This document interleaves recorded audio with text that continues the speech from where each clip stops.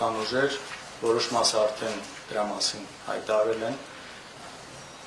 Ես կարծում եմ նաև հաշվի առնելով նախորդ ընտրություններ 2021 թվականի շատ կարևոր եւ առանցքային է, որպեսզի շատ մասնատված չլինի ընդդիմությունը։ Մեկ միասնական ճակատ ամիրատեսական եմ համարում եւ նաև ինչ որ առնով ճիշտ չեմ համարում մեր ներկա այս օբյեկտիվ իրականության մեջ որ ունենք, բայց մասնակցությունը եւ հաջողությունը հավանական եմ համարում շատ բարձր, եթե իսկապես լինեն խոշոր միավորներ, որոնց շուրջ այն ուժերը, ովքեր չունեն հնարավորությունը, բարձր երևույթ չունեն հնարավորությունը հաղթահարելու մինիմալ շեմը, այսինքն 4%-ը, որպեսզի միանան այդ ուժերին։ Շատ հուսադրող է, որ նման երևույթներ նկատվում են, կան հայտարարություններ, կան արդեն ուժեր, որոնք միացել են ավելի մեծ ուժերին եւ սա բավական հուսադրող է։ Կարծում եմ հիմնական այս հաջողության գրավականը հենց այս process-ի շարունակականության մեջ է լինելու։ Իսկ ընտրությունները իհարկե չկա ակնկալիք, որ լինելու է այսպես fair play, արդար խաղ չի լինելու, չեմ տեսնում, բայց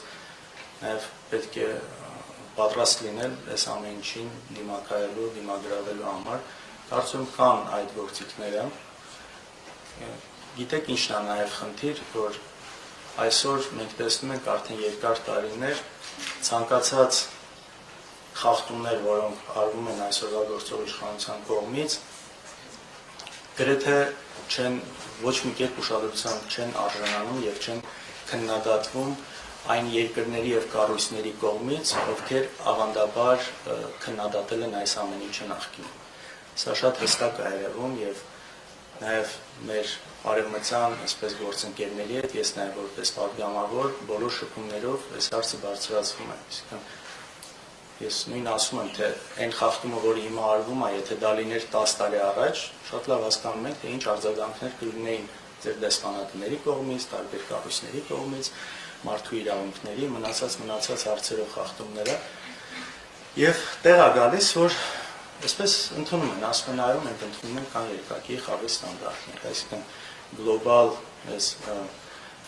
արևմուտք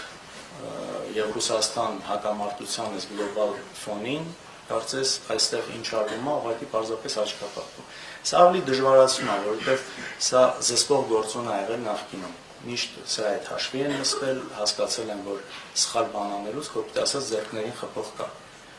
Հիմա դա չկա, ցավոք սրտի դա չկա, ու սա մի քիչ ավելի դժվարացնում է այդ